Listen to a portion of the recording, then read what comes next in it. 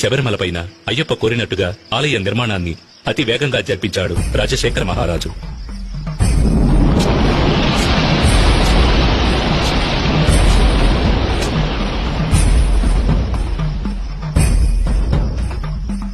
ఆ ఆలయంలో జీవిత తత్వాలను వివరించే విధంగా 18 మెట్లను కూడా ఏర్పరిచాడు. ఈ 18 పవిత్రమైన మెట్లు 18 కొండలకు, 18 మంది దేవతలకు, 18 తత్వాలకు ఆనవాలుగా ఉన్నాయి. 18 కొండలైన ఇంటిపారమల, కాళేకట్టిమల, పుదుచ్చేరిమల, కరిమల, తలైపారామల, దేవరమల, శ్రీపాదమల, మైలాడుమల, మాతంగమల, కాల్కిమల, చిట్రంబలమల, సుందరమల, నాగాంబలమల, గౌండమల, నిలకల్మల, నీలిమల, పొన్నామలమల, శబరిమల వంటి కొండలను 18 మంది దేవతలైన వినాయకుడు, శివుడు, పార్వతి, కుమారస్వామి, బ్రహ్మ, విష్ణు, రంగనాథుడు, కాళీ, యముడు, సూర్యుడు, చంద్రుడు, కుజుడు, బుధుడు, బృహస్పతి, శుక్రుడు, శనీశ్వరుడు, రాహు